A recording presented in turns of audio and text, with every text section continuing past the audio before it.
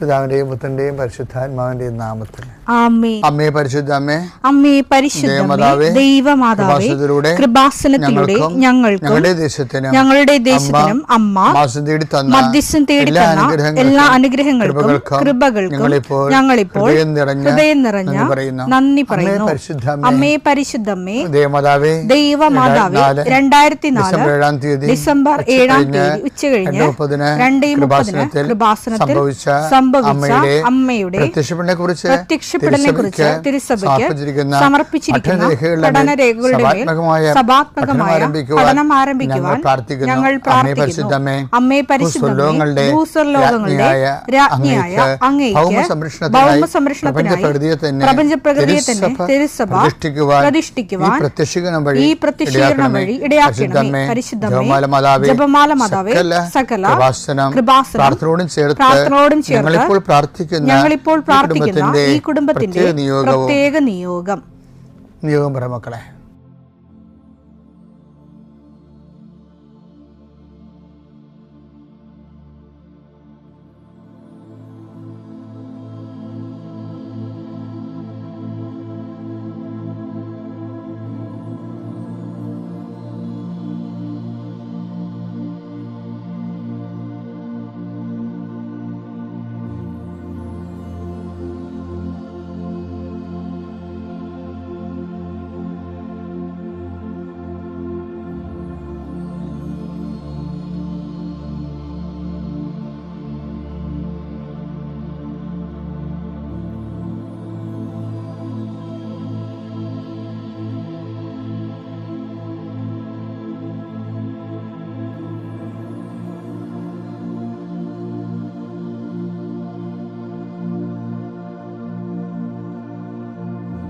അമ്മയുടെ പ്രത്യക്ഷീകരണത്തിന്റെ ഈ അനുഗ്രഹവേളയിൽ ഞങ്ങൾക്ക് സാധിച്ചു തരുവാൻ കനിയണമേ. ആമേൻ. വിശ്വാസ പ്രമാണം. സർവശക്തനായ പിതാവും ആകാശത്തിന്റെയും ഭൂമിയുടെയും സൃഷ്ടാവുമായ ദൈവത്തിൽ ഞാൻ വിശ്വസിക്കുന്നു.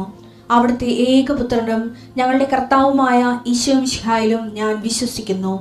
ഈ പുത്രൻ പരിശുദ്ധാത്മാവിനാൽ ഗർഭസ്ഥനായി കന്യകാമറിയത്തിൽ നിന്ന് പിറന്ന് പൊന്തിയോസ് പീലാത്തോസിന്റെ കാലത്ത് പീഡകൾ സഹിച്ച് കുരിശിൽ തറയ്ക്കപ്പെട്ട് മരിച്ച് അടക്കപ്പെട്ട് പാതാളങ്ങളിൽ ഇറങ്ങി മരിച്ചവരുടെ ഇടയിൽ നിന്ന് 3-ാം നാൾ ഉയർത്ത് സ്വർഗത്തിലേക്ക് എഴുന്നള്ളി സർവശക്തിയുള്ള പിതാവായ ദൈവത്തിന്റെ വലതുഭാഗത്തിരിക്കുന്നു.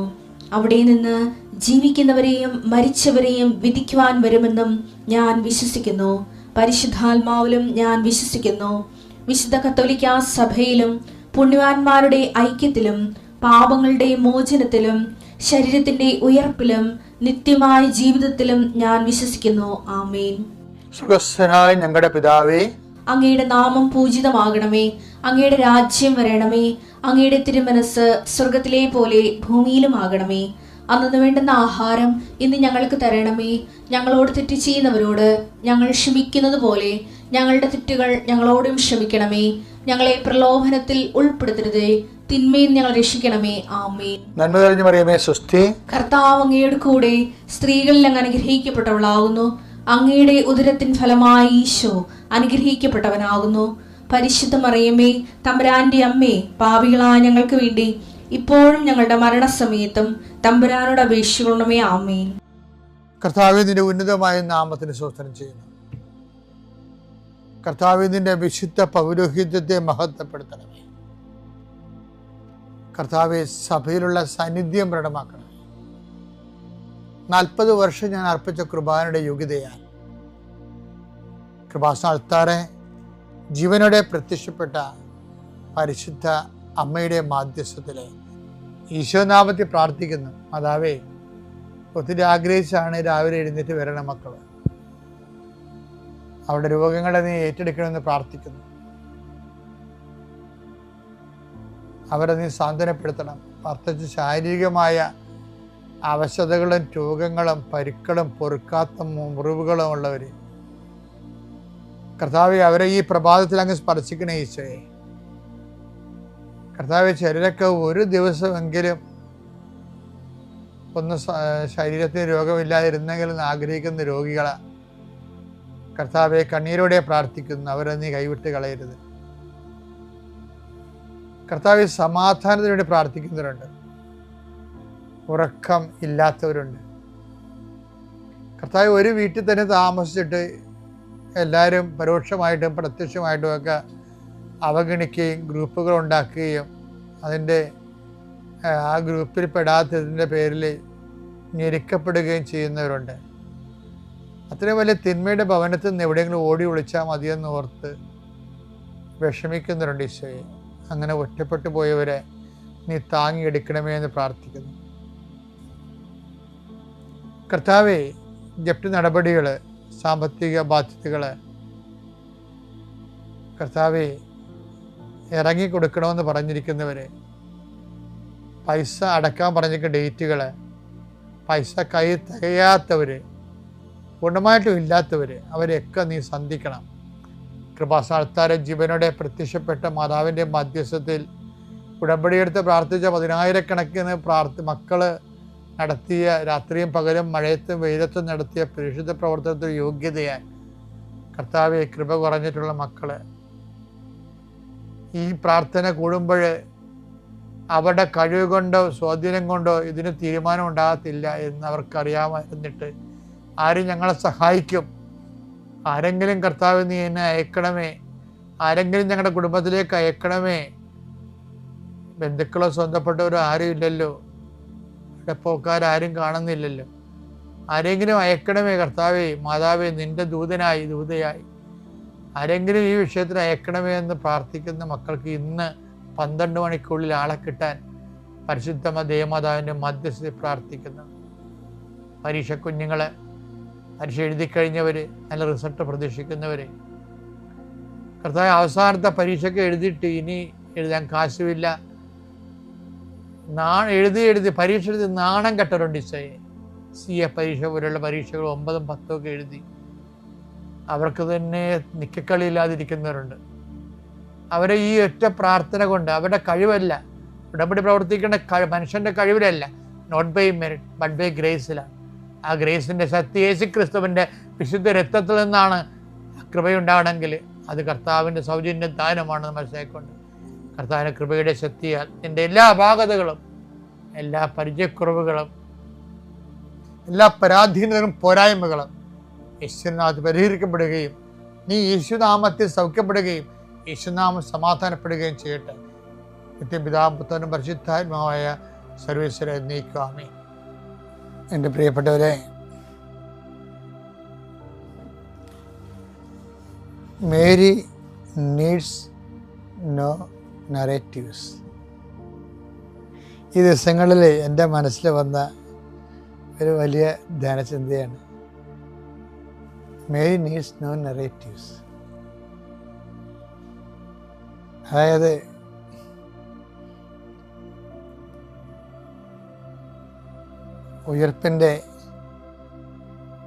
കർത്താവിൻ്റെ ഉയർപ്പിൻ്റെ കാലത്ത് മറ്റ് അപ്പോസ്തലന്മാർ മറ്റേ ശിഷ്യനും അകത്ത് കടന്ന് കണ്ട് വിശ്വസിച്ചു എന്ന് പറയുന്നുണ്ട്. കണ്ട് വിശ്വസിച്ചു. അത് മറ്റേ ശിഷ്യൻ എന്ന് പറഞ്ഞ പത്രോസാണ്. കർത്താവിൻ്റെ ശവക്കല്ലറയിൽ ആദ്യം വന്നത് മേരി മാഗ്ഡലിനാണ്. അവൾ കണ്ട നെറേറ്റീവ് കല്ല് മാറ്റപ്പെട്ടിരിക്കുന്ന കണ്ടു. അപ്പോഴേ അവർ ഓടി, ശിഷ്യന്മാരെ വിളിച്ചുകൊണ്ട് വന്നു. അവരോടി. യോഹന്നാൻ പത്രോസിനേക്കാൾ വേഗം ഓടി. യോഹന്നാൻ കല്ലറയുടെ വാതിക്കൽ നിന്നും അകത്തേക്ക് നോക്കി കച്ച ചുട്ടു വെച്ചിരിക്കണ കണ്ടു. അങ്ങനെ എന്തെല്ലാം കാര്യങ്ങളാണ് അവർ കണ്ടത്. മറ്റേ ശിഷ്യനും പിന്നാലെ വന്ന പത്രോസും അകത്ത് പ്രവേശിച്ചു, കണ്ട് വിശ്വസിച്ചു. എന്തൊക്കെയാണ് കണ്ട് വിശ്വസിച്ചത്? കച്ച ശിരസ്, കർത്താവിൻ്റെ തലപ്പാവ് മൂലക്ക് ചുരുട്ടി വെച്ചിരിക്കണ കണ്ടു. കച്ചോടുകൂടി അല്ലാതെ തിരിക്കച്ച മാറിക്കിടക്കുന്നത് കണ്ടു. ഇങ്ങനെ എന്തെല്ലാം കാഴ്ചകളാണ് ഇവർ കാണുന്നത്. യോഹന്നാൻ 20:1 ഞാൻ ആഴ്ചയുടെ 1-ാം ദിവസം ആഴ്ചയുടെ 1-ാം ദിവസം അതിരാവിലെ ഇരുട്ടായിരിക്കുമ്പോൾ തന്നെ മഗ്ദലേന മറിയം, മേരി മഗ്ദലിൻ ശവകുടീരത്തിന്റെ സമീപത്തേക്ക് വന്നു. ശവകുടീരത്തിന്റെ അപ്പൊ ശവകുടീരം കാണിക്കാൻ തുടങ്ങി. ശവകുടീരത്തിന്റെ കല്ല് മാറ്റപ്പെട്ടിരിക്കുന്നതായി 2 കാഴ്ചകളായി. ഒന്ന് ശവകുടീരത്തിലേക്ക് വന്നു, ഒന്നാമത്തെ കാഴ്ച കല്ല് മാറ്റപ്പെട്ടിരിക്കുന്നു, രണ്ടാമത്തെ കാഴ്ച ആയി അവൾ കണ്ടു. അവൾ ഉടനെ ഓടി ശിമിയോൻ പത്രോസിന്റെയും യേശു സ്നേഹിച്ചിരുന്ന മറ്റേ ശിഷ്യന്റെയും അടുത്തെത്തി പറഞ്ഞു, കർത്താവിനെ അവർ കല്ലറയിൽ നിന്ന് മാറ്റിയിരിക്കുന്നു. എന്നാൽ അവനെ അവർ എവിടെ വെച്ചുവെന്ന് ഞങ്ങൾക്കറിഞ്ഞുകൂടാ. പത്രോസ് ഉടനെ മറ്റേ ശിഷ്യനോട് കൂടെ കല്ലറയുടെ അടുത്തേക്ക് പോയി. അവർ ഇരുവരും ഒരുമിച്ചോടി. എന്നാൽ മറ്റേ ശിഷ്യൻ പത്രോസിനേക്കാൾ കൂടുതൽ വേഗം ഓടി. ആദ്യം കല്ലറയുടെ അടുത്തെത്തി. കുനിഞ്ഞു നോക്കിയപ്പോൾ കച്ച കിടക്കുന്നത്. 3-ാം കാഴ്ച. 2-ാം കാഴ്ച, ആദ്യ കാഴ്ച എന്തായിരുന്നു? കല്ലറ. 2-ാം കാഴ്ച എന്താണ്? കല്ല് മാറ്റപ്പെട്ടിരിക്കുന്നത്. 3-ാം കാഴ്ച എന്താണ്? കുരിനകത്തേക്ക് നോക്കിയപ്പോൾ എന്താ കണ്ടത്? കച്ച കിടക്കുന്നത് അവൻ കണ്ടു. എങ്കിലും അവൻ അകത്ത് പ്രവേശിച്ചില്ല. അവന്റെ പിന്നാലെ വന്ന ശിമയോൻ പത്രോസ് കല്ലറയിൽ പ്രവേശിച്ചു. കച്ച അവിടെ കിടക്കുന്നതും 4-ാം കാഴ്ച. കച്ച അവിടെ കിടക്കുന്നതും തലയിൽ കെട്ടിയിരുന്ന തൂവാല. 5-ാം കാഴ്ച. തലയിൽ കെട്ടുന്ന തൂവാല കച്ചയോടുകൂടെ അല്ലാതെ തനിച്ച് ഒരിടത്ത് ചുരുട്ടി വെച്ചിരിക്കുന്നതും അവൻ കണ്ടു. അപ്പോൾ കല്ലറയുടെ സമീപത്ത് ആദ്യം എത്തിയ മറ്റേ ശിഷ്യനും അകത്ത് പ്രവേശിച്ച് കണ്ടു വിശ്വസിച്ചു. ഇവർക്കെല്ലാം കണ്ടാണ് വിശ്വസിക്കണം. 5 കാഴ്ചകളാണ് കാണുന്നത് ഇവര്. എന്തൊക്കെയാണ് കണ്ടത്? കല്ലറയുടെ കല്ല് മാറ്റിയത്, അകത്ത് കച്ച കിടക്കണത്, പിന്നാലെ വന്ന ശിഷ്യൻ അകത്ത് പ്രവേശിച്ച് കച്ച കിടക്കണത് കണ്ടു, കച്ച ചുരുട്ടി വെച്ചിരിക്കുന്നത് കണ്ടു. അങ്ങനെ 5 കാഴ്ചകളുണ്ട്. അപ്പം കാഴ്ചകളും കാണലുകളുമായിട്ട് ആണ് ഈസ്റ്റർ നറേറ്റീവ്സ് പുരോഗമിക്കുന്നത്. അതിനുശേഷം പക്ഷേ ഈ 5 കാഴ്ചകൾ കഴിയുമ്പോഴാണ് മറ്റേ ശിഷ്യനും അകത്ത് പ്രവേശിച്ച് കണ്ട് വിശ്വസിച്ചു എന്ന് പറയും. അപ്പോഴ് ഇനി ഇതിൻ്റെ കൂടെയാണ് നമുക്ക് തോമാസ് ശ്ലീഹായോട് ഈശോ പറഞ്ഞ ഏറ്റവും പ്രധാനപ്പെട്ട വെളിപാട് വായിക്കേണ്ടത്. എന്താണ്? ഇതുപോലെ കണ്ട് വിശ്വസിക്കണതല്ല വിശ്വാസം. ഇതുപോലെ കണ്ട് വിശ്വസിക്കുന്നതല്ല വിശ്വാസം, കാണാതെ വിശ്വസിക്കുന്നതാണ് വിശ്വാസം. ഇപ്പം നമ്മുടെ കുറേ കാലത്തേക്ക് നമ്മുടെ ജീവിതത്തിൽ യാതൊരു അടയാളം കാണത്തില്ല, പ്രാർത്ഥനയ്ക്ക് ഒരു ഉത്തരം കിട്ടത്തില്ല. നമ്മുടെ പ്രാർത്ഥനയ്ക്ക് ഉത്തരം കിട്ടാതിരിക്കുക തന്നെയല്ല, ദൈവസാന്നിധ്യം അല്പം പോലും അനുഭവിക്കത്തില്ല. എങ്കിലും അപ്പോൾ അവശേഷിക്കുന്നതാണ് ശരിക്കും വിശ്വാസം എന്ന് പറയുന്നത്. ഒരു നറേറ്റീവ്സും ആവശ്യമില്ലാതെ, ഒരു വിഷൻ ആവശ്യമില്ലാതെ, കേവലം ദൈവസ്നേഹത്താൽ പ്രവർത്തന നിരതമായ ഒരു വിശ്വാസമുണ്ട്. ഗലാത്യർ 5:6. എന്നാൽ യേശുക്രിസ്തുവിൽ വിശ്വസിക്കുന്നവർക്ക് പരിച്ഛേദനമോ അപരിച്ഛേദനമോ കാര്യമല്ല. സ്നേഹത്തിലൂടെ പ്രവർത്തന നിരതമായ വിശ്വാസമാണ് സുപ്രധാനം. അപ്പോൾ ഒരു അടയാളവും ഇല്ല, അനുഭവമില്ല, അതിശയവുമില്ല, ഒന്നുമില്ല. പക്ഷെ ദൈവസ്നേഹമുള്ളവന് എന്താണ്? ആ സ്നേഹം തന്നെ വിശ്വാസത്തെ പ്രവർത്തന നിരതമാക്കിക്കൊള്ളും. ഇതാണ് മരിയൻ ഫെയ്ത്ത് എന്ന് പറയുന്നത്. അതാണ് മേരി നീഡ്സ് നോ നറേറ്റീവ്സ് എന്ന് പറയുന്നത്. ഞങ്ങൾക്ക് ഒരു പുസ്തകമുണ്ട്, എന്താ, നമുക്ക് അടയാളമില്ലാത്ത കാലം അമ്മയോടൊപ്പം. അത് അന്ന് എഴുതിയപ്പോൾ ഞാൻ ഉദ്ദേശിച്ചത് ഇത് തന്നെയാണ്. അമ്മ ഒരു അടയാളം, ഒരു മേരി നീഡ്സ് നോ നറേറ്റീവ്സ്. ഈ കർത്താവിൻ്റെ പീഡാനുഭവത്തിനെ കുറിച്ച് പറഞ്ഞതിന് ശേഷം കുരിശിൻ്റെ ചുവട്ടിൽ വെച്ച് മാഞ്ഞു പോകുന്ന മറിയം പിന്നെ അമ്മയെ കാണുന്നത് പരിശുദ്ധാത്മാവിനെ സ്വീകരിക്കാൻ അപ്പോസ്തലന്മാരുടെ കൂടെ ഇരുന്ന് പ്രാർത്ഥിക്കുന്നതാണ്. അത്രയുള്ള സമയത്ത് നറേറ്റീവ്സ് ഒന്നും ഇല്ലാതെ അമ്മ വിശ്വസിക്കുന്നു. മേരി മാഗ്ഡലിനേക്കുള്ള അപ്പോസ്തലന്മാർക്ക് മുകളിലാണ് അമ്മയുടെ വിശ്വാസം. ഇതാണ് യഥാർത്ഥ വിശ്വാസം. ഒരടയാളം കാണാത്ത കാലം, പ്രാർത്ഥനയ്ക്ക് ഉത്തരം കിട്ടാത്ത കാലം, സ്നേഹത്താൽ പ്രവർത്തനക്ഷമമായി വിശ്വസിക്കാൻ നമ്മൾക്ക് കഴിയട്ടെ. കൃപാസന മാതാവ് ജീവനോടെ പ്രത്യക്ഷപ്പെട്ട ഈ അൽത്താരയിൽ സാക്ഷ്യം പറയാൻ അനുഗ്രഹം തന്ന ഈശോയ്ക്കും പരിശുദ്ധ അമ്മയ്ക്കും 1000 നന്ദി പറയുന്നു. എൻ്റെ പേര് അനിമോൾ മാർട്ടിൻ, എൻ്റെ പപ്പ മാർട്ടിൻ പോൾ. ഞങ്ങൾ കാലടിയിൽ നിന്ന് വരുന്നു. പരിശുദ്ധ കൃപാസനത്തിൽ ഉടമ്പടി എടുത്തതിലൂടെ ഈശോ പരിശുദ്ധ അമ്മ വഴി തന്ന അനുഗ്രഹങ്ങൾ സാക്ഷ്യപ്പെടുത്താനാണ് ഞങ്ങളിവിടെ നിൽക്കുന്നത്. ഞാൻ 2023 +2 കഴിഞ്ഞ് ജർമ്മൻ ലാംഗ്വേജ് പഠിക്കാൻ വേണ്ടി കയറി. 10 മാസത്തെ കോഴ്സ് കഴിഞ്ഞിട്ട് എക്സാമിന് വേണ്ടി പ്രിപ്പയർ ചെയ്തു. ആദ്യത്തെ 2 അറ്റംപ്റ്റിൽ തന്നെ ഞാൻ 2 മൊഡ്യൂൾ ക്ലിയർ ചെയ്തു. പിന്നീട് പലവട്ടം എക്സാം എഴുതാൻ ശ്രമിച്ചിട്ടും എനിക്ക് കിട്ടുന്നുണ്ടായിരുന്നില്ല. അങ്ങനെ ഇരിക്കുമ്പോൾ അമ്മയും പപ്പയും വല്യപ്പച്ചനും വല്യമ്മച്ചയും ഇങ്ങനെ കൃപാസനത്തെ പറ്റിയും ഉടമ്പടിയുടെ കാര്യങ്ങളെ പറ്റിയൊക്കെ പറഞ്ഞു തന്നു. അപ്പോഴൊന്നും എനിക്ക് അതിൽ താല്പര്യം ഉണ്ടായിരുന്നില്ല. കാരണം ഞാൻ ഓൾറെഡി കൃപാസനത്തെ പറ്റി കേട്ടിട്ടുണ്ടായിരുന്നു. അമ്മ 2019 ഇവിടെ ഉടമ്പടി എടുത്തിട്ടുണ്ട്. പക്ഷെ പിന്നീട് കോവിഡൊക്കെ വന്ന് പിന്നെ അത് പുതുക്കാൻ പറ്റിയിട്ടില്ല. അപ്പോഴൊക്കെ എനിക്ക് കേട്ടിട്ടുണ്ടെങ്കിലും ഇതിലിങ്ങനെ താല്പര്യം തോന്നിയിട്ടുണ്ടായിരുന്നില്ല. പിന്നെ ഇവരിങ്ങനെ പറഞ്ഞ് ഞാൻ ഉടമ്പടി എടുക്കാമെന്ന് ഞാൻ സമ്മതിച്ചു. അങ്ങനെ 2024 നവംബർ 24 ഞാൻ ആദ്യമായിട്ട് കൃപാസന ഉടമ്പടി എടുത്തു. ഉടമ്പടിയുടെ കാര്യങ്ങളൊക്കെ കൃത്യമായിട്ട് പാലിച്ചു. പിന്നെ ഡിസംബർ 7 എനിക്ക് അമ്മ പ്രത്യക്ഷപ്പെട്ട ദിവസം ഒരു എക്സാം ഡേറ്റ് കിട്ടിയിരുന്നു 2 മൊഡ്യൂൾ എഴുതാൻ വേണ്ടിയിട്ട്. അന്ന് ഞാൻ പോയി കൃപാസനം നേർച്ച വസ്തുക്കളൊക്കെ ഉപയോഗിച്ച് തൈലം തേച്ചു. അവിടെ എക്സാം സെൻറ്ററിൽ ഉപ്പ് വിതറി ഞാൻ എക്സാം അറ്റൻഡ് ചെയ്തു. ആദ്യത്തെ 1 മൊഡ്യൂൾ ഞാൻ ക്ലിയർ ചെയ്തു. 3 മൊഡ്യൂൾ അങ്ങനെയായി. അപ്പോൾ ഞാൻ ആദ്യമായിട്ട് ഉടമ്പടി എടുക്കുമ്പോൾ വച്ചിരുന്ന ഒരു നിയോഗം എന്ന് പറഞ്ഞാൽ എനിക്ക് 2025 ഏപ്രിലിനുള്ളിൽ ജർമ്മനിക്ക് പോകാൻ പാകത്തിന് എന്തെങ്കിലും ആവാൻ വേണ്ടി ഒരു നിയോഗം വെച്ചിരുന്നു. കാരണം ഞാൻ ഉടമ്പടി എടുക്കുന്നതിന് 1 മാസം മുന്നേ പ്രോസസ്സിങ്ങിന് കൊടുത്തിട്ടുണ്ടായിരുന്നെങ്കിലും എനിക്ക് അവർ ഫുൾ മൊഡ്യൂൾ ആവാണ്ട് ഇൻ്റർവ്യൂ തരത്തിലാണെന്ന് പറഞ്ഞിട്ടുണ്ടായിരുന്നു. അപ്പോൾ ഞാൻ പ്രാർത്ഥിച്ചു. അങ്ങനെ ഇരിക്കുമ്പോൾ എനിക്ക് അമ്മയുടെ അനുഗ്രഹം കൊണ്ട് ഫെബ്രുവരി മാസത്തേക്ക് അവരൊരു ഇൻ്റർവ്യൂ തരാമെന്ന് പറഞ്ഞു. അങ്ങനെ കൃപാസനം നേർച്ച വസ്തുക്കൾ ഉപയോഗിച്ച് ഞാൻ ആ ഇൻ്റർവ്യൂവിന് വേണ്ടി പ്രിപ്പയർ ചെയ്തു. ഇൻ്റർവ്യൂവിൻ്റെ അന്ന് അവിടെ ഞങ്ങൾക്ക് ഏജൻസിയിലായിരുന്നു ഇൻ്റർവ്യൂ. അവിടെ ഉപ്പ് വിതറി ഞാൻ ഇൻ്റർവ്യൂ അറ്റൻഡ് ചെയ്തു. അമ്മയുടെ അനുഗ്രഹം കൊണ്ട് എനിക്ക് ആ ഇൻ്റർവ്യൂ പാസ്സാവാൻ സാധിച്ചു.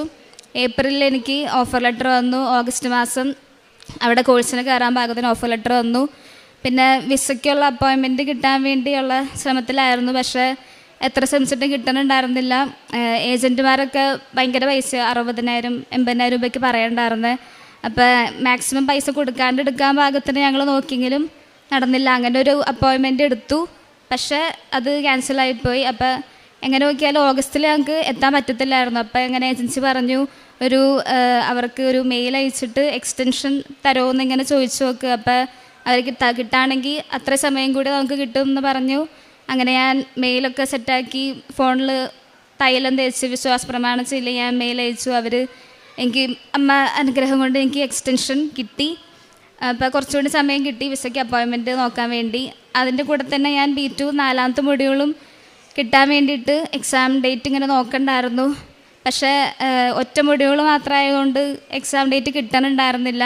അതും ഒരു മൊഡ്യൂൾ മാത്രമായതുകൊണ്ട് തന്നെ ഏജൻസി ഭയങ്കര പൈസ പറയണ്ടായിരുന്നു. അപ്പോൾ ഞാൻ ജർമ്മനി പോയിട്ട് അത് എഴുതാമെന്നുള്ള മൈൻഡിലായിരുന്നു. അപ്പോൾ അങ്ങനെ ഇരിക്കുമ്പോൾ എനിക്ക് പൈസ കൊടുക്കാണ്ട് തന്നെ എക്സാം ഡേറ്റ് ഏജൻറ്റ് ഫീ കൊടുക്കാണ്ട് തന്നെ എനിക്ക് എക്സാം ഡേറ്റ് എടുക്കാനുള്ളൊരു ഓപ്ഷൻ കിട്ടി. അങ്ങനെ എനിക്ക് സെപ്റ്റംബറിലേക്ക് ഒരു എക്സാം ഡേറ്റ് കിട്ടി. ഞാൻ ബാംഗ്ലൂരായിരുന്നു. അപ്പോൾ അതിനു വേണ്ടി പ്രാർത്ഥിച്ചൊരുങ്ങി അച്ഛൻ ജോസഫ് അച്ഛനെ കണ്ട് ബ്ലെസ്സിങ് മേടിക്കാൻ വന്നു. അച്ഛൻ കാശ് രൂപം തന്നു, പ്രാർത്ഥിച്ചു. അപ്പോൾ അങ്ങനെ ഇരിക്കുമ്പോൾ ഞാൻ ഡെയിലി ബ്രെഡൊന്നും അങ്ങനെ ഇടയ്ക്ക് മാത്രമേ കൂടാറുണ്ടായിരുന്നുള്ളൂ. അങ്ങനെ ഒരു ദിവസം ഇങ്ങനെ ഡെയിലി ബ്രെഡ് കൂടിയപ്പോൾ അച്ഛൻ അതിൽ ഇങ്ങനെ 44 എന്നുള്ളൊരു സംഖ്യ ഇങ്ങനെ പറഞ്ഞിരുന്നു. അപ്പം ഞാനത് അത്ര കാര്യമായിട്ട് ശ്രദ്ധിച്ചില്ല. പിന്നെ വൈകുന്നേരം എന്തോ അങ്ങനെ ചുമ്മാ നോക്കിയപ്പോൾ ആ ദിവസം തൊട്ട് 44ാമത്തെ ദിവസം എൻ്റെ എക്സാം ഡേറ്റ് ആയിരുന്നു. അപ്പം ഞാൻ പ്രാർത്ഥിച്ചൊരുങ്ങി എക്സാമിന് പോയി. അവിടെ ഉപ്പ് വിതറി തൈലം തേച്ച് പ്രാർത്ഥിച്ച് ഞാൻ എക്സാം എഴുതി. പിറ്റേ ദിവസം തന്നെ റിസൾട്ട് വന്നു. അമ്മയുടെ അനുഗ്രഹം കൊണ്ട് എനിക്ക് ആ എക്സാം പാസ്സാവാൻ വേണ്ടി സാധിച്ചു. അങ്ങനെ 4 മൊഡ്യൂളും ക്ലിയറായി. പിന്നെ വീണ്ടും വിസയ്ക്കുള്ള അപ്പോയിൻമെൻറ്റിന് വേണ്ടി തന്നെ ട്രൈ ചെയ്തുകൊണ്ടിരുന്നു. വീണ്ടും ഒരു അപ്പോയിൻമെൻറ്റ് കിട്ടി നവംബർ മാസത്തേക്ക്. അതും പൈസ കൊടുത്തെടുത്തു. പക്ഷേ അതും പിന്നെയും ക്യാൻസലായിപ്പോയി. അങ്ങനെ ഇരിക്കുമ്പോൾ പൈസ കൊടുക്കാണ്ട് നമുക്ക് തന്നെ വെയിറ്റിംഗ് ലിസ്റ്റിൽ ഇട്ടെടുക്കാൻ വേണ്ടി ഒരു ഓപ്ഷൻ വന്നു. അങ്ങനെ വെയിറ്റിംഗ് ലിസ്റ്റിൽ ഇട്ടു. നവംബർ മാസത്തേക്ക് അപ്പോയിൻമെൻറ്റ് കിട്ടി. അതിൻ്റെ ഭാഗമായിട്ട് വീണ്ടും ഇവിടെ വന്ന് ജോസഫ് അച്ഛൻ്റെ ബ്ലെസ്സിങ് മേടിച്ച് കാശ് രൂപം തന്നു. അത് എല്ലാ ദിവസവും ഡോക്യുമെൻറ്റ്സിൽ വെച്ച് കൊന്തയിൽ ഞാൻ പ്രാർത്ഥിച്ചുകൊണ്ടിരുന്നു. നവംബറിൽ ഞാൻ കൊണ്ടുപോയി വിസയ്ക്ക് അപ്പോയിൻമെൻറ്റ് പോയി ഡോക്യുമെൻറ്റ്സ് അവിടെ സബ്മിറ്റ് ചെയ്തു. ഞങ്ങൾ അപ്പോൾ ആ സമയത്ത് വിസയ്ക്ക് നല്ല റിജക്ഷനുള്ള സമയമായിരുന്നു. ഞങ്ങളുടെ കൂട്ടത്തിൽ തന്നെ പലരും വെച്ചിട്ട് എല്ലാവർക്കും റിജക്ഷൻ കിട്ടിയിരിക്കുകയായിരുന്നു. അപ്പോൾ അത് കാരണം അപ്പോയിൻമെൻറ്റ് കഴിഞ്ഞപ്പോൾ ഞങ്ങളുടെ കൂടെ ഉള്ള പിള്ളേരൊക്കെ വീണ്ടും കയറി വെയിറ്റിംഗ് ലിസ്റ്റിലിട്ടു. എങ്ങാനും അത് റിജക്ഷൻ ആയിക്കഴിഞ്ഞാലോ എന്ന് ഓർത്ത് സമയം പോകണ്ടെന്ന് വെച്ച് അവരത് വെയിറ്റിംഗ് ലിസ്റ്റിലിട്ടു. എന്നോട് ഇടാൻ പറഞ്ഞു. പക്ഷെ ഞാൻ ഇട്ടില്ല. അമ്മ എനിക്ക് തരുന്നുള്ള ഉറപ്പുണ്ടായിരുന്നു. അങ്ങനെ എനിക്ക് ഡിസംബർ പകുതിക്ക് എനിക്ക് എൻ്റെ വിസ വന്നു. ടിക്കറ്റ് എടുത്തു. ജാനുവരി 15-ാം തീയതി ഞാൻ ജർമ്മനിക്ക് പോവാണ്. എനിക്ക് അമ്മ തന്ന അനുഗ്രഹമെന്ന് ഞാൻ പൂർണ്ണമായിട്ടും വിശ്വസിക്കുന്നു. പിന്നെ മറ്റൊരു സാക്ഷ്യം, എനിക്ക് എൻ്റെ കണ്ണിൻ്റെ തൊട്ടടുത്തായിട്ടൊരു കറുത്ത പാലുണ്ടി പോലെ ഒരു സാധനം കുറേ വർഷമായിട്ടുണ്ടായിരുന്നു. 5-6 വർഷമായിട്ട് അത് അവിടെ തന്നെ ഉണ്ടായിരുന്നു. അപ്പം അത് ഈ ജർമ്മനിക്ക് പോകാൻ വേണ്ടി നിൽക്കുന്ന സമയത്ത് അതുപോലെ ഡോക്ടറിനെ കൊണ്ടേ കാണിച്ച് കളയാം എന്നൊക്കെ പറഞ്ഞ് ഇരിക്കുകയായിരുന്നു. അപ്പം അമ്മ ഇടയ്ക്ക് പറയാറുണ്ടായിരുന്നു, നീ തൈലം തേച്ച് പ്രാർത്ഥിക്കുക, അത് പോവും, അമ്മ അത് മാറ്റിത്തരും എന്ന് പറയാറുണ്ടായിരുന്നു. അങ്ങനെ ഞാൻ അത് ഇടയ്ക്ക് വല്ലപ്പോഴൊക്കെ തൈലം തേക്കും. ഒരു ദിവസം അങ്ങനെ ഇരിക്കുമ്പോൾ ഒരു ദിവസം അമ്മ ഒരു ചേച്ചിയുടെ സാക്ഷ്യം കേൾക്കേണ്ട ഞാൻ കണ്ടു. ഇതേ സംഭവം തന്നെ കണ്ണിൻ്റെ അടുത്ത് ഇങ്ങനെ ഇതുണ്ടായിരുന്നു. അപ്പോൾ ഡോക്ടറെ കൊണ്ടുപോയി കാണിച്ചാൽ അത് ഭയങ്കര റിസ്ക് ആയിരിക്കും എന്ന് പറഞ്ഞ കാരണം ചെയ്യാണ്ടിരിക്കുകയായിരുന്നു. അങ്ങനെ തൈലം തേച്ച് പ്രാർത്ഥിച്ചു, അത് പോയി എന്നുള്ള സാക്ഷ്യം ഞാൻ കേട്ടു. അപ്പോൾ അമ്മ പറഞ്ഞു, നീ അമ്മ മാറ്റിത്തരും, ഉറപ്പായിട്ട് മാറ്റിത്തരും എന്ന് പറഞ്ഞു. ഞാൻ അന്ന് തൈലം തേച്ചു. പിന്നെ ആ കേസ് വിട്ടുപോയി. പിന്നെ കുറച്ച് ദിവസം കഴിഞ്ഞ് പിന്നെ അമ്മ പറഞ്ഞു, നീ തൈലം തേച്ചില്ലേ, അത് ചെയ്യുമെന്ന് പറഞ്ഞു. ഞാൻ തേച്ചു. പിറ്റേ ദിവസം രാത്രി കിടക്കണേക്ക് മുന്നേ തേച്ചു. അതിൻ്റെ പിറ്റേ ദിവസം അതവിടെ ഇല്ല, അത് അവിടെ പോയി. അമ്മ അതെനിക്ക് മാറ്റിത്തന്നു. അതാണ് മറ്റൊരു സാക്ഷ്യം. ഉടമ്പടി എടുത്തത് വഴി എനിക്ക് ഒരുപാട് ആത്മീയമായിട്ട് വളരാനൊക്കെ സാധിച്ചു. ഞാൻ ഉടമ്പടി എടുക്കണേക്ക് മുന്നേ ഒക്കെ അങ്ങനെ പള്ളിയിലൊന്നും പോകത്തില്ലായിരുന്നു. ആകെ ഞായറാഴ്ച മാത്രം പള്ളിയിൽ പോവും. പിന്നെ കുമ്പസാരമൊക്കെ ക്രിസ്മസ് ഈസ്റ്ററിന് മാത്രമൊക്കെ ആയിരുന്നു. അങ്ങനെയൊക്കെ ആയിരുന്നു. പക്ഷേ ഉടമ്പടി എടുത്തത് വഴി എനിക്ക് ഒരുപാട് മാറാൻ സാധിച്ചു. എല്ലാ ദിവസവും പള്ളിയിൽ പോകുന്നുണ്ട്. കുമ്പസാരമൊക്കെ റെഗുലറായിട്ടുണ്ട്. പിന്നെ കുടുംബ പ്രാർത്ഥനയിൽ നല്ല ഭക്തിയോടെ പങ്കെടുക്കാൻ സാധിക്കുന്നുണ്ട്. ബൈബിള് ഞാൻ പുതിയ നിയമം മൊത്തം വായിച്ചു, പഴയ നിയമം റെഗുലറായിട്ട് വായിച്ചുകൊണ്ടിരിക്കുന്നു. അങ്ങനെ ഒരുപാട് മാറാൻ സാധിച്ചു. പിന്നെ എനിക്ക് നല്ല ദേഷ്യമുള്ള കൂട്ടത്തിലായിരുന്നു. ആരോടും ക്ഷമിക്കത്തൊന്നുമില്ലായിരുന്നു. പക്ഷേ ഞാൻ എപ്പോഴും തൈലം വിമ്മ തേച്ച് ഇങ്ങനെ പ്രാർത്ഥിക്കുമായിരുന്നു. അങ്ങനെ ഇപ്പം എനിക്ക് ഒട്ടും ദേഷ്യമില്ല. എല്ലാവരോടും ക്ഷമിക്കാനൊക്കെ സാധിക്കുന്നുണ്ട്. പിന്നെ ഞങ്ങൾ കാരുണ്യ പ്രവൃത്തിയായിട്ട് ഞാൻ ഉടമ്പടി എടുക്കണേക്ക് മുന്നേ തന്നെ ഒരു ഓൾഡ് ഏജ് ഹോമിൽ പോകാറുണ്ടായിരുന്നു. അവിടെ അപ്പച്ചമാരും അമ്മച്ചമാരെയും കണ്ട് സംസാരിക്കും. അവർക്ക് ഭക്ഷണം വിളമ്പി കൊടുക്കും, ഭക്ഷണം വാരി കൊടുക്കും. അങ്ങനെയൊക്കെ ചെയ്യാറുണ്ടായിരുന്നു. ഇപ്പോഴും അത് ചെയ്യുന്നുണ്ട്. പിന്നെ ഇവിടുന്ന് ഇവിടെ വരുമ്പോഴൊക്കെ പത്രം വാങ്ങിച്ചുകൊണ്ട് പോയി വിതരണം ചെയ്യും. പിന്നെ അവിടെയും ഓൾഡ് ഏജ് ഹോമിൽ കൊടുക്കും. അവിടെ അവർക്ക് അമ്മേനെ പറ്റി അറിയാത്തവർക്ക് ഞാൻ കൃപാസന അമ്മേനെ പറ്റി പറഞ്ഞു കൊടുക്കും, പത്രം വായിച്ചു കൊടുക്കും. അങ്ങനെയൊക്കെ ചെയ്യാറുണ്ടായിരുന്നു. പിന്നെ ഇടയ്ക്ക് ഞങ്ങളുടെ സാമ്പത്തികം പോലെ അവിടെ ഭക്ഷണം കൊടുത്തിട്ടുണ്ട്. ഇടയ്ക്ക് ഞായറാഴ്ചകളിൽ പൊതിച്ചോറുണ്ടാക്കിയിട്ട് അങ്കമാലി സ്റ്റാൻഡിലും ടൗണിലൊക്കെ ഞങ്ങൾ വിതരണം ചെയ്തിട്ടുണ്ട്. അപ്പോൾ അമ്മ മാതാവ് തന്ന എല്ലാ അനുഗ്രഹങ്ങൾക്കും ഞാൻ കൊടാനുകൂടി നന്ദി പറയുന്നു. ഞാൻ പപ്പയ്ക്ക് കൊടുക്കും. എൻ്റെ പേര് മാർട്ടിൻ. ഞാൻ കാലടിയിൽ നിന്നു പറഞ്ഞു. ഞാൻ 2025 ഈ വർഷം മാർച്ച് മാസം 23-ാം തീയതിയാണ് ആദ്യമായിട്ട് ഉടമ്പടി എടുത്തത്. അതിനുശേഷം ഇപ്പം 2 പ്രാവശ്യം പുതുക്കി. എൻ്റെ ഉടമ്പടിയിലെ പ്രധാന നിയോഗങ്ങളിൽപ്പെട്ടതായിരുന്നു എൻ്റെ മകളുടെ 4 മൊഡ്യൂളും പാസ്സായിട്ട് ജർമ്മനിയിൽ പഠിക്കാൻ വിടണമെന്നുള്ളൊരു ആഗ്രഹം ഉണ്ടായിരുന്നു. പിന്നെ എൻ്റെ മകൻ്റെ ഒരു വർക്ക് അതുണ്ടായി, മകളുടെ പ്രധാനപ്പെട്ട ഒരു കാര്യമായിരുന്നു. പിന്നെ എനിക്ക് വ്യക്തിപരമായിട്ട് കുറേ കാര്യങ്ങളൊക്കെ ഉണ്ടായിരുന്നു. അതിനകത്ത് മകളുടെ കാര്യം ഇപ്പോൾ റെഡിയായി. മകളിപ്പോൾ സാക്ഷ്യം പറഞ്ഞു. മാതാവ് അതിനുള്ള അനുഗ്രഹം തന്നു. പിന്നെ എനിക്ക് പേഴ്സണലായിട്ടും കുറേ അനുഗ്രഹങ്ങൾ ഉണ്ടായിട്ടുണ്ട് മാതാവിൽ നിന്ന്. ഞാൻ ക്രിസ്ത്യാനിയായിട്ട് ജീവിക്കുന്നുണ്ടെങ്കിലും അതിൻ്റെ വിശ്വാസത്തിലടുത്ത് ഉറച്ചൊന്നും നിൽക്കണ്ടായിരുന്നില്ല. വിശ്വാസിയാണ് അല്ല ക്രിസ്ത്യാനിയാണെന്നുള്ളൊരു ഇതൊക്കെ ഉണ്ടായിരുന്നു, ബലമൊക്കെ ഉണ്ടായിരുന്നു. പക്ഷേ ഇപ്പം ഞാൻ ഉടമ്പടി എടുത്തതിന് ശേഷം പാടുള്ള എല്ലാ ദിവസങ്ങളിലും ദിവ്യബലിയിൽ പങ്കെടുക്കുകയും കുർബാന സ്വീകരിച്ച് നല്ല രീതിയിൽ ദിവ്യബലിയിൽ പങ്കെടുക്കാറുണ്ട്. അതിനു മുമ്പൊക്കെ ഞാൻ സന്ധ്യാപ്രാർത്ഥനയിൽ പുറത്ത് പോയേക്കാണെങ്കിൽ ഞാൻ വരാൻ വൈകാണെങ്കിൽ അവിടെ പ്രാർത്ഥന ചെല്ലും, ഉണ്ടെങ്കിൽ ഞാൻ പങ്കെടുക്കും. അങ്ങനെയായിരുന്നു. ഇപ്പം ഞാനില്ലാതെ ഒരൊറ്റ ദിവസം പോലും സന്ധ്യാപ്രാർത്ഥന ചെല്ലാറില്ല. അതിന് എൻ്റെ കുടുംബത്തിലെല്ലാവരും ഞങ്ങളൊന്നിച്ച്, ഞങ്ങളിപ്പോൾ 3 ആളുള്ളൂ, എല്ലാവരും ഒന്നിച്ച് എൻ്റെ നല്ല ഭക്തിയോടുകൂടി സന്ധ്യാപ്രാർത്ഥന ചെല്ലാറുണ്ട്. പിന്നെ ബാക്കി എനിക്ക് ഭയങ്കര ദേഷ്യമുള്ള ആളായിരുന്നു. ഞങ്ങൾക്ക് മൊത്തത്തിൽ അങ്ങനെയുള്ളതാണ്. ഇപ്പോൾ ആരോടും ക്ഷമിക്കാൻ പറ്റില്ല. ദേഷ്യം ഉണ്ടായിക്കഴിഞ്ഞാൽ ഞാൻ ഭാര്യയായിട്ടൊക്കെ ദിവസങ്ങളോളം ഉണ്ടാകുന്ന നടന്നൊക്കെ കാര്യങ്ങളുണ്ടായിട്ടുണ്ട്. അതൊക്കെ എനിക്ക് നിയന്ത്രിക്കാൻ പറ്റിയിട്ടുണ്ട്. പിന്നെ എന്നോട് എന്തെങ്കിലും ഉദ്ദേശം എനിക്ക് ആരോടെങ്കിലും തോന്നിക്കഴിഞ്ഞാൽ എന്നെ ദ്രോഹിച്ചു അല്ലെങ്കിൽ എന്നെ വിഷമിപ്പിച്ചു എന്നൊക്കെ തോന്നിയവരോട് എനിക്ക് മനസ്സിൽ ഭയങ്കര വൈരാഗ്യ ബുദ്ധി പോലെ അത് മാറാത്ത രീതിയിലൊക്കെ അവരെ പറ്റിയൊക്കെ എന്തെങ്കിലുമൊക്കെ കേട്ടാൽ വളരെ സന്തോഷം, അതിനൊക്കെ മാറ്റം വന്നിട്ടുണ്ട്. അതൊക്കെ എനിക്ക് മാതാവിൻ്റെ അനുഗ്രഹം കൊണ്ടുണ്ടായതാണ്, ഉടമ്പടി മൂലം ഉണ്ടായതാണ്. ഞാൻ എൻ്റെ കുടുംബവും പാടുന്നിടത്തോളം കാലം ഉടമ്പടിയിൽ ജീവിക്കുകയും മാതാവിൻ്റെ ഭക്തരായി ജീവിക്കാനും സാധിക്കണമെന്ന് ഞാൻ ദിവസം പ്രാർത്ഥിക്കാറുണ്ട്. കാരുണ്യ പ്രവൃത്തികൾ മകൾ പറഞ്ഞ മാതിരി തന്നെ ഞങ്ങൾ പത്രമൊക്കെ ഞങ്ങളിവിടെ വരുന്ന സമയങ്ങളിലൊക്കെ പത്രം എടുത്ത് എല്ലായിടത്തൊക്കെ കൊടുക്കാറുണ്ട്. രോഗികൾ ആരെങ്കിലും ഉണ്ടെങ്കിൽ അവരൊക്കെ പോയി കാണാറുണ്ട്. പിന്നെ എൻ്റെ അറിവിലുള്ള രോഗികൾ ആരോടെങ്കിലും ഞാൻ പറയും, നിങ്ങൾക്ക് എന്താവശ്യമുണ്ടെങ്കിലും എന്നെ വിളിച്ചോ. രാത്രി ഏത് ടൈമിലും ഞാൻ അങ്ങനെ എന്തെങ്കിലുമൊക്കെ ഉണ്ടെങ്കിൽ ഞാൻ അവിടെ പോകാറ്, അവർക്ക് ചെയ്യാവുന്നവർക്ക് ചെയ്തു കൊടുക്കാറുണ്ട്. പിന്നെ സാമ്പത്തികമായിട്ടുള്ള കുറേ പ്രശ്നങ്ങളൊക്കെ ഉണ്ട്. അതുകൊണ്ട് തന്നെ വലിയ രീതിയിലുള്ള ഇതൊന്നും ചെയ്യാൻ പറ്റിയിട്ടില്ല. എങ്കിലും മകൾ പോണ സെൻറ്ററിൽ ഞങ്ങൾ ഭക്ഷണം കൊടുക്കാറുണ്ട്. പിന്നെ ഈ പറഞ്ഞവർ ഞായറാഴ്ചകളിൽ പൊതിച്ചോറൊക്കെ ഉണ്ടാക്കി അങ്ങനെ പാവപ്പെട്ടവർക്ക് കൊടുക്കാറുണ്ട്. അങ്ങനെ പറ്റുന്ന രീതിയിലുള്ളൊക്കെ സാമ്പത്തികമായിട്ട് ചുറ്റുന്ന രീതിയിലൊക്കെ ചെയ്തുകൊണ്ടിരിക്കുന്നുണ്ട്. ഇത് എല്ലാ അനുഗ്രഹങ്ങൾക്കും കാരണം എൻ്റെ മാതാവാണ്. കൃപാസന മാതാവിന് എൻ്റെ 1000 നന്ദി. എനിക്കും എൻ്റെ കുടുംബത്തിൽ നിന്ന അനുഗ്രഹങ്ങൾക്കും നന്ദി പറയുന്നു.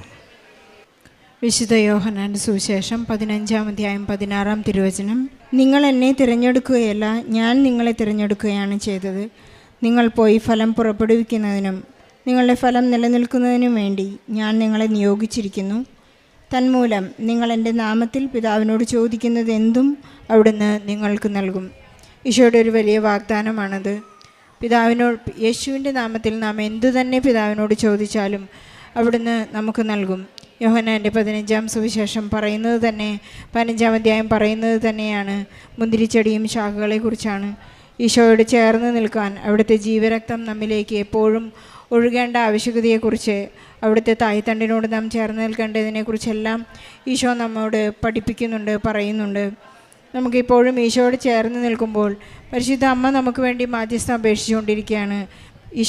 ഈശോ പരിശുദ്ധ അമ്മയോട് പറഞ്ഞതാണ്, ഇതാ നിൻ്റെ മകനെന്ന് കുരിശിൽ കിടന്നുകൊണ്ട് അമ്മ പറഞ്ഞപ്പോൾ നമ്മെ ലോകം മുഴുവനെയും എല്ലാ മക്കളെയും പരിശുദ്ധ അമ്മ സ്വന്തം മക്കളായി കണ്ട് നമ്മെ പരിഗണിച്ച് നമ്മെ എപ്പോഴും ഈശോയുടെ അടുത്തേക്ക് കൈപിടിച്ച് നടത്തുന്ന ഒരു വലിയ ജീവിതാനുഭവം, വലിയ അത്ഭുതങ്ങൾ, സാക്ഷ്യങ്ങൾ നാം ഉടമ്പടി ജീവിതത്തിലൂടെ എല്ലാ മക്കളുടെയും സാക്ഷ്യങ്ങളിൽ നാം കേൾക്കുകയാണ്.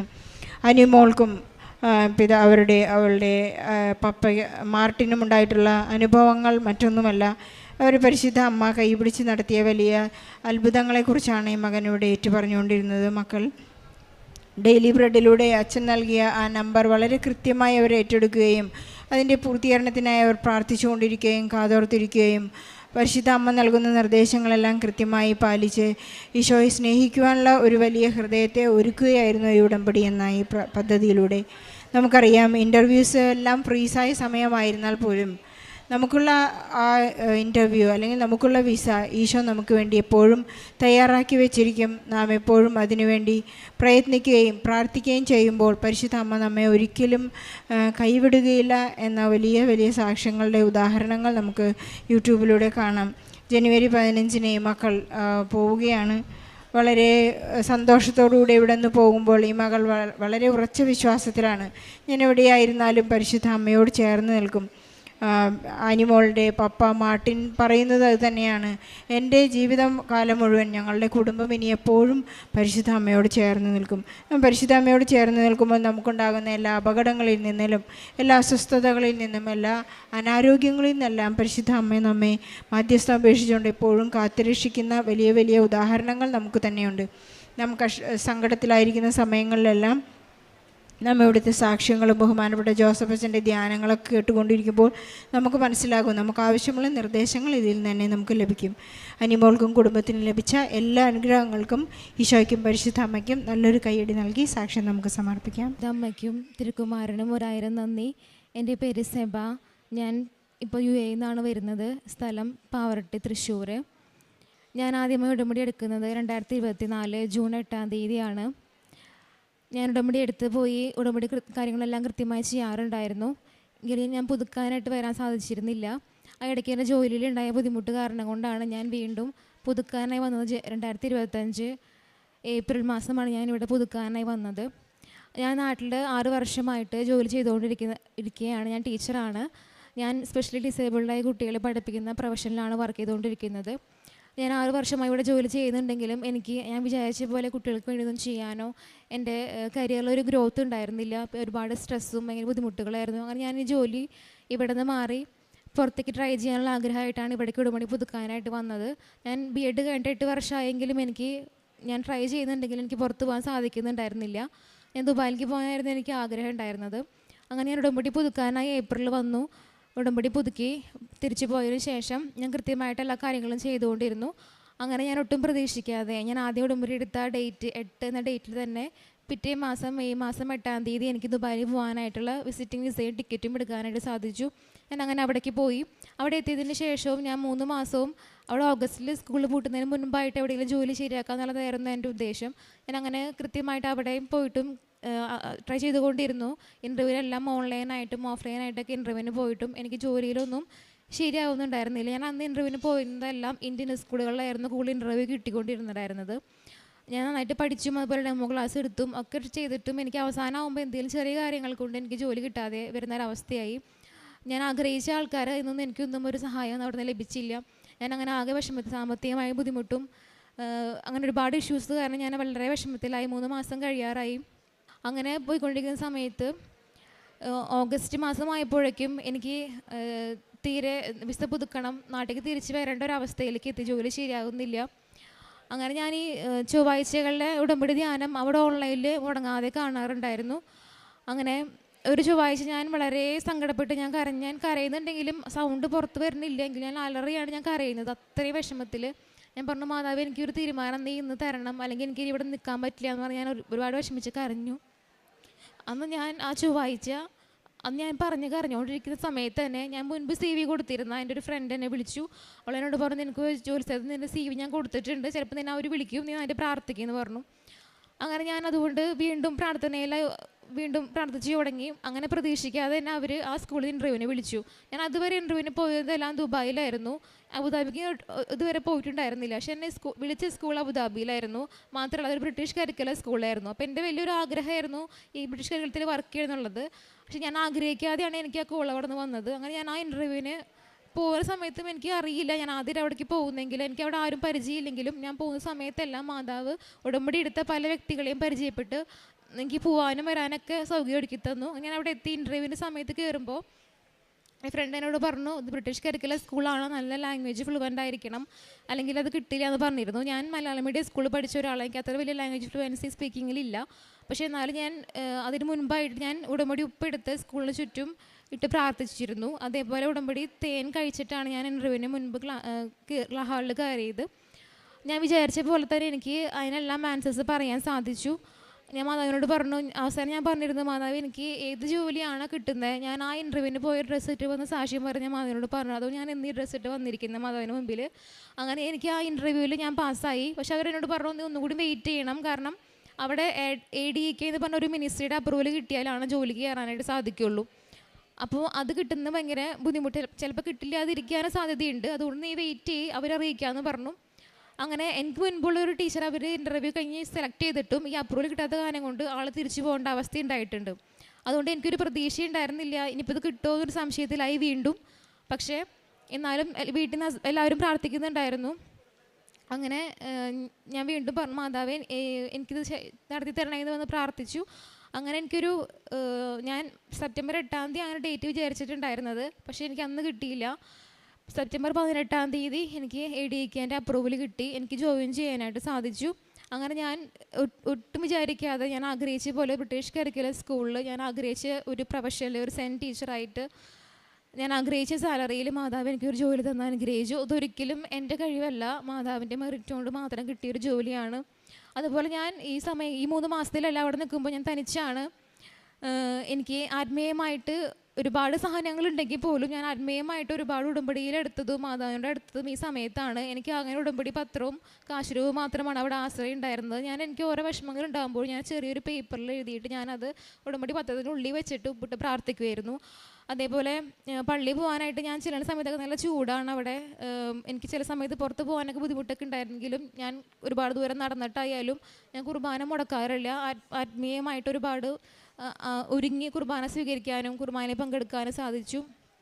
അതിനിടയിൽ എനിക്ക് ഓഫറിട്ട് വരുന്ന സമയത്ത് ഒരു സംഭവം ഉണ്ടായത്, ഞാൻ അവിടെയാണെങ്കിലും കൃത്യമായിട്ട് 5:30 എഴുന്നേറ്റ് ഉടമ്പടി കാര്യങ്ങളെല്ലാം കൃത്യമായിട്ട് ഡെയിലി ബ്രെഡ് എല്ലാം ചെയ്യുമായിരുന്നു. അങ്ങനെ ഓഗസ്റ്റ് മാസം ലാസ്റ്റ് അച്ഛൻ ഒരു ഡെയിലി ബ്രെഡിൽ പറഞ്ഞിട്ടുണ്ടായിരുന്നു 15 ദിവസത്തിനുള്ളിൽ വിസ പ്രശ്നം മാറി ജോലി കിട്ടുന്ന ഒരു സന്ദേശം പറഞ്ഞപ്പോൾ ഞാനത് എനിക്ക് ആയിരിക്കുമെന്ന് വിശ്വസിച്ച് ഞാൻ പ്രാർത്ഥിച്ചിരുന്നു. അതേപോലെ എനിക്ക് ആ ദിവസത്തിനുള്ളിൽ തന്നെ ജോലിയുടെ കാര്യം ശരിയായതും.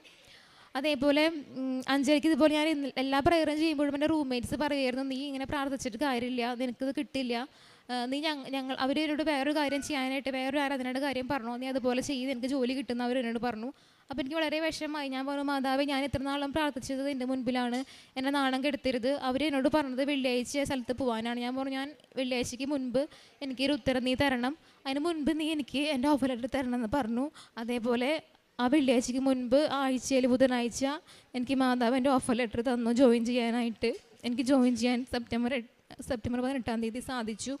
അതേപോലെ തന്നെ എൻ്റെ ആത്മീയ മേഖലയിൽ ഒരുപാട് ഉന്നതി ഉണ്ടായ പോലെ എൻ്റെ പ്രേക്ഷിത പ്രവർത്തനം എന്ന് പറയുന്നത്, ഞാൻ നാട്ടിലായിരിക്കുന്ന സമയത്ത് ഞാൻ ഈ ഫീൽഡായതുകൊണ്ട് എനിക്ക് കുട്ടികളെ അറിയാൻ സാധിക്കുമായിരുന്നു. പല ബുദ്ധിമുട്ടുള്ള കുട്ടികളെ എനിക്കറിയാം, ഡിസേബിളായ കുട്ടികളായാലും പല പ്രശ്നമുള്ള സാമ്പത്തിക കുട്ടികളൊക്കെ എനിക്കറിയാമായിരുന്നു. ഞാൻ അവരെ കണ്ടെത്തി അവർക്ക് എന്നെക്കൊണ്ടാവുന്ന പോലെ ഭക്ഷണമായിട്ടും വസ്ത്രമായിട്ടും കൊടുക്കാറുണ്ടായിരുന്നു. അതേപോലെ അനാഥാലയങ്ങൾ സംബന്ധിച്ച് അവർക്ക് സാമ്പത്തിക സഹായം ചെയ്യാറുണ്ട്. പിന്നെ പത്രം വാങ്ങിയ പൊതുസ്ഥലങ്ങളിലെല്ലാം വിതരണം ചെയ്യാറുണ്ടായിരുന്നു. പിന്നെ ദുബായിൽ പോയതിനു ശേഷം എനിക്ക് പുറമേ ഒന്നും ചെയ്യാൻ പറ്റിയില്ലെങ്കിലും എനിക്കറിയുന്ന ആൾക്കാർ റൂംമേറ്റ്സിലൊക്കെ ആർക്കെങ്കിലും ബുദ്ധിമുട്ടുണ്ടെങ്കിൽ അവരെന്നെ പറ്റുന്ന പോലെ ഭക്ഷണം കൊടുത്തൊക്കെ അവരെ സഹായിക്കാറുണ്ട്. പിന്നെ ഞാനൊരു ഇൻസ്റ്റ അക്കൗണ്ട് തുടങ്ങി. ഞാൻ അതിൽ മാതാവിൻ്റെ ഒരു സാക്ഷ്യങ്ങളും ഇവിടെ വരുന്ന കാര്യങ്ങളെല്ലാം ഞാനൊരു അക്കൗണ്ട് വഴിയായിട്ട് കറക്റ്റായിട്ട് അതിൽ പോസ്റ്റ് ഇട്ട് അതിൻ്റെ കാര്യങ്ങൾ ചെയ്യാറുണ്ടായിരുന്നു. അതാണ് എൻ്റെ പ്രേക്ഷിത പ്രവർത്തനങ്ങൾ. അപ്പോൾ ഞാൻ അതിനുശേഷം പിന്നെ ജോലി കിട്ടി കഴിഞ്ഞാൽ മാതാവിനോട് പറഞ്ഞിരുന്നു, ഞാൻ എത്ര ബുദ്ധിമുട്ടായാലും ഞാൻ വന്ന് ഇവിടെ ഡിസംബറിൽ സാക്ഷ്യം പറയാൻ ഞാൻ വരുമെന്ന് പറഞ്ഞിരുന്നു. പക്ഷേ എനിക്ക് ജോലി കിട്ടിയതിന് ശേഷം ഭയങ്കര സാമ്പത്തിക പ്രശ്നങ്ങളായതുകൊണ്ട് എനിക്ക് വരാൻ ഈ സമയത്ത് ടിക്കറ്റ് ഭയങ്കര റേറ്റാണ്, വരാൻ പറ്റില്ലാത്തൊരവസ്ഥയിലെത്തിയപ്പോൾ ഞാൻ പറഞ്ഞു, മാതാവ് ഞാൻ എൻ്റെ പ്രശ്നങ്ങളൊക്കെ ഒന്ന് ഒതുങ്ങിയിട്ട് ഞാൻ ജൂണിൽ വന്ന് സാക്ഷ്യം പറയാമെന്ന് പറഞ്ഞു. പക്ഷേ ആ സമയത്ത് എനിക്ക് PCOD അസുഖം മുൻപുണ്ടായിരുന്നു, അത് ഇവിടുത്തെ തേൻ ഉപയോഗിച്ച് മാറിയതായിരുന്നു. പക്ഷേ എനിക്ക് ആ മാസം അറിയാതെ പെട്ടെന്ന് വീണ്ടും ബ്ലീഡിങ് കൂടി നിൽക്കാത്ത അവസ്ഥ. ഞാൻ അവിടെ തന്നെ ഡോക്ടറെ കാണിച്ചിട്ടും എനിക്ക് കുറയുന്നില്ല, നാട്ടിൽ വന്നേ പറ്റുന്നൊരവസ്ഥയിലായി. ഞാൻ പറഞ്ഞു, മാതാവ് ഞാൻ വന്ന് സാക്ഷ്യം പറഞ്ഞോളാം, നീ എനിക്ക് ഈ അസുഖം മാറ്റി തരണമെന്ന് പറഞ്ഞ് പ്രാർത്ഥിച്ചു. ഞാൻ അങ്ങനെ ടിക്കറ്റ് എടുത്തതിന് ശേഷം എനിക്ക് ആ അസുഖം പൂർണ്ണമായിട്ട് നിന്നു. അതുപോലെ ഇങ്ങോട്ട് വരുന്ന യാത്രയും ഞാൻ പ്രതീക്ഷിക്കുക, ഞാൻ എല്ലാവരോടും പറഞ്ഞു ഞാൻ വരില്ല എന്ന് പറഞ്ഞിട്ടുണ്ടായിരുന്നു. എനിക്ക് ടിക്കറ്റ് എടുത്ത് വരാൻ പറ്റിയ സാഹചര്യം ആയിരുന്നില്ല. പക്ഷേ എനിക്ക് എൻ്റെ സാലറിയിൽ നിന്ന് തന്നെ ടിക്കറ്റ് എടുത്ത് ഇവിടെ വരാനായിട്ട് ഒരു ജോലി തന്ന മാതാവിനെ ഒരുക്കി. ഞാൻ ഓഗസ്റ്റ് മാസമൊക്കെ അവസാനമാകുമ്പോൾ ഞാൻ ജോലി കിട്ടാതെ എന്താവസ്ഥയിലാണെന്ന് എനിക്ക് പറയാൻ പറ്റാത്തൊരവസ്ഥയിൽ ഞാൻ ഇരുന്നിരുന്നത്. ആ അവസ്ഥയിൽ നിന്ന് എന്നെ ഒരു ജോലി കിട്ടിയെന്ന് ഇവിടെ സാക്ഷ്യം പറയാനായിട്ട് മാതാവിന് മുമ്പിൽ നിർത്തിയത് എൻ്റെ കഴിവുകൊണ്ടല്ല, മാതാവിൻ്റെ അനുഗ്രഹം കൊണ്ട് മാത്രമാണ്. അതിന് മാതാവിനും തിരുക്കുമാരനും 1000 നന്ദി പറയുന്നു. യെശയ്യാ പ്രവാചകൻ്റെ പുസ്തകം 45-ാം അധ്യായം 17-ാം തിരുവചനം. കർത്താവ് ഇസ്രായേലിന് എന്നേക്കും രക്ഷ നൽകിയിരിക്കുന്നു. നിങ്ങൾക്കൊരിക്കലും ലജ്ജിച്ച് തല താഴ്ത്തേണ്ടി വരികയില്ല. ഞാനാണ് കർത്താവ്, ഞാനല്ലാതെ മറ്റൊരുവനില്ല എന്ന് ആകാശം സൃഷ്ടിച്ച കർത്താവ് അരുളി ചെയ്യുന്നു. അവിടുന്നാണ് ദൈവം, അവിടുന്ന് ഭൂമിയെ രൂപപ്പെടുത്തി സ്ഥാപിച്ചു. സഭയുടെ വളരെ ശക്തമായ പ്രത്യക്ഷീകരണ സാക്ഷ്യമാണ് നാം കേട്ടത്. സഭയ്ക്ക് ആദ്യം തന്നെ ഉടമ്പടി എടുത്തപ്പോൾ കൃത്യമായി പാലിക്കാൻ സാധിക്കാതിരുന്നുകൊണ്ട് അതിൽ നിന്ന് ഒഴിഞ്ഞു മാറുകയല്ലായിരുന്നു. വീണ്ടും ഇവിടെ വന്ന് ഉടമ്പടി പുതുക്കി പരിശുദ്ധ അമ്മയോടും ഈശോയോടും വളരെ ഉറപ്പായി ഒരു നല്ല തീരുമാനം പരിശുദ്ധ അമ്മയെ അറിയിച്ചുകൊണ്ടാണ് ഇവിടുന്ന് സെബ ദുബായിലേക്ക് പോയത്. അവിടേക്ക് വിസ കിട്ടിപ്പോയിട്ടും എന്തെല്ലാം പരിശ്രമിച്ചിട്ടും സെബയ്ക്ക് അവിടെ ജോലി കിട്ടുന്നില്ലായിരുന്നു. സെബ വളരെ ശക്തമായി പ്രാർത്ഥിക്കുകയും തൻ്റെ എല്ലാ ഉടമ്പടി നിബന്ധനകളും കൃത്യമായി പാലിക്കുകയും ചെയ്തപ്പോൾ സെബ തന്നെ പരിശുദ്ധ അമ്മയ്ക്ക് ഒരു വാഗ്ദാനം നൽകി. ഞാൻ ഏത് ഡ്രസ്സിട്ട് ഞാൻ ഇൻ്റർവ്യൂവിന് പോകുന്നുവോ ആ ഡ്രസ്സിൽ തന്നെ ഞാനിവിടെ വന്ന് സാക്ഷ്യം പറയും. സെബയ്ക്ക് വേണ്ടിയുള്ള ഒരു ഈശോയെ ഞാൻ സ്നേഹിക്കുന്നു എന്ന് ഈശോയ്ക്ക് തോന്നി തുടങ്ങുമ്പോൾ ജോസഫ് അച്ഛൻ പറയുന്നത് പോലെ നമുക്ക് വേണ്ടിയുള്ള ഒരു ദേശത്തിൻ്റെ നിയമം പോലും ഈശോ മാറ്റുന്നതായിട്ടാണ് ഈ സാക്ഷ്യം നമുക്ക് മനസ്സിലാകുന്നത്. UK-യിലുണ്ടായ ബ്രിട്ടൻ സ്കൂളിലെ ഒരു വലിയ നിയമം തന്നെ മാറ്റുകയായിരുന്നു. അവിടെ സ്കൂൾ ടീച്ചറിനെ അപ്പോയിൻറ്റ് ചെയ്യണമെന്നുള്ളത് ആ സ്കൂളിൻ്റെ ഒരു നിയമമായി വന്നപ്പോൾ ഈ മകൾക്ക് ആ ഒരു നിയമം തന്നെ മാറ്റിക്കൊണ്ട് ഈ മകൾക്കൊരു അപ്പോയിൻമെൻറ്റ് കൊടുത്ത് ആ സ്കൂളിൽ ജോലി ലഭിക്കുകയായിരുന്നു. സെബ അവിടെ ചേരുന്നതിന് മുൻപ് തന്നെ അവിടെ ഒരു ടീച്ചർ ഉണ്ടായിരുന്നു. പക്ഷേ ആൾക്ക് ക്വാളിഫിക്കേഷൻ അപ്രൂവൽ അല്ലായിരുന്നു. അതുകൊണ്ട് ആ ടീച്ചറെ അവിടെ നിന്ന് ഒരു അറേബ്യൻ സൗദി ടീച്ചറെ അവിടെ നിന്ന് മാറ്റേണ്ടി വന്നു. സെബയ്ക്ക് വേണ്ടി ഉടമ്പടി എടുത്തവരാരാണോ അവർക്ക് വേണ്ടി പരിശുദ്ധ അമ്മയെ മാധ്യസ്ഥം അപേക്ഷിക്കുമ്പോൾ നമുക്ക് വേണ്ടി ദേശത്തിൻ്റെയും കാലത്തിൻ്റെയും എല്ലാം നിയമങ്ങൾ മാറ്റിത്തരുന്ന ഒരു വലിയ പ്രാർത്ഥനാ പദ്ധതിയാണ് ഉടമ്പടി എന്ന് നമുക്കിതിൽ നിന്ന് മനസ്സിലാക്കാം. സഭയുടെ വാഗ്ദാനങ്ങളെല്ലാം കൃത്യമായി പാലിക്കുവാൻ വലിയ ആഗ്രഹമുണ്ടായിരുന്നു. ഇവിടെ വന്ന് ഉടനെ സാക്ഷ്യം പറയണം, പരിശുദ്ധ അമ്മയെ കാണണം, ഈശോയെ ഒന്ന് ചുംബിക്കണമെന്നെല്ലാം വലിയ ആഗ്രഹമുണ്ടായിരുന്നു. പക്ഷേ അതിനുവേണ്ടി പ്രാർത്ഥിച്ചപ്പോഴെല്ലാം ഒരു കൃത്യസമയം വെറുതെ ഒരു PCOD പോലെ വെറുതെ ഒരു ബ്ലീഡിങ് അസുഖം നൽകി മകൾക്ക് ഇവിടേക്ക് തിരിച്ചു വരേണ്ടി വന്നു. എയർപോർട്ടിലെത്തിയതോടെ ടിക്കറ്റ് ബുക്ക് ചെയ്തതോടെ ഈ മകളുടെ എല്ലാ അസുഖങ്ങളും മാറി മകൾക്ക് ഇവിടെ വന്ന് സാക്ഷ്യം പറയാനുള്ള വലിയൊരു അനുഗ്രഹവും സാധ്യതയും നൽകി ഈശോ അനുഗ്രഹിച്ചിരിക്കുന്നു. നമ്മൾ എന്താഗ്രഹിക്കുന്നുവോ പരിശുദ്ധ അമ്മ നമ്മോട് കൂടെ ചേർന്ന് നിൽക്കുന്നു എന്നാണ് സഭയുടെ ഈ സാക്ഷ്യത്തിൽ നിന്ന് മനസ്സിലാക്കുന്നത്. ഓരോ മക്കളും ഉടമ്പടി എടുത്ത് ഇവിടെ നിന്ന് പോകുമ്പോൾ അവൾ അൾത്താരയിൽ നിന്ന് പറയും, ഇനി എനിക്ക് ഈശോ ഇല്ലാതൊരു ജീവിതമില്ല. പരിശുദ്ധ അമ്മയാണ് എന്നെ ഈശോയിലേക്ക് വഴികാട്ടി നടത്തുന്നത്. ഞാൻ എപ്പോഴും ഉടമ്പടിയിലായിരിക്കുമെന്ന്. ഇന്ന് ലോകം മുഴുവനും 24 ഭാഷകളിലേക്ക് ഈ ഉടമ്പടിയുടെ പത്രം എത്തിച്ചേരുമ്പോൾ നമ്മുടെ പ്രേക്ഷിത പ്രവർത്തനങ്ങളും കാരുണ്യ പ്രവൃത്തികളും ഈശോ എന്തൊക്കെ ചെയ്തു എന്ന് ലോകം മുഴുവൻ അറിഞ്ഞുകൊണ്ടിരിക്കുകയാണ്. നമ്മുടെ ചെറിയ ചെറിയ സാക്ഷ്യങ്ങളിലൂടെ നമ്മുടെ വലിയ വലിയ പ്രേക്ഷിത ഈശോയുടെ നാമം മഹത്വപ്പെടുന്നത് നാം കണ്ടുകൊണ്ടിരിക്കുകയാണ്. നമുക്കെപ്പോഴും നമ്മുടെ ദിവ്യബലിയിലും നാം ഈശോയെ സ്വീകരിക്കുമ്പോഴെല്ലാം ഈശോയെ മഹത്വപ്പെടുത്തിക്കൊണ്ടിരിക്കാം. നമുക്ക് ഈശോയുടെ നാമം എപ്പോഴും ഏറ്റുപറഞ്ഞുകൊണ്ട് ലോകം മുഴുവനെയും എല്ലാ ദുരന്തങ്ങളിൽ നിന്നും രക്ഷിക്കാനായി ജോലിയില്ലാത്ത മക്കളെയും വീടില്ലാത്ത മക്കളെയും പ്രവാസികളായി കഴിയുന്ന മക്കളെയും എല്ലാം എപ്പോഴും മാധ്യസ്ഥം നൽകി അനുഗ്രഹിക്കാൻ പ്രാർത്ഥിച്ചുകൊണ്ട് സഭയുടെ നല്ല സാക്ഷ്യത്തിന് ഈശോയ്ക്കും പരിശുദ്ധ അമ്മയ്ക്കും നല്ലൊരു കൈയടി നൽകി സാക്ഷ്യം നമുക്ക് സമർപ്പിക്കാം.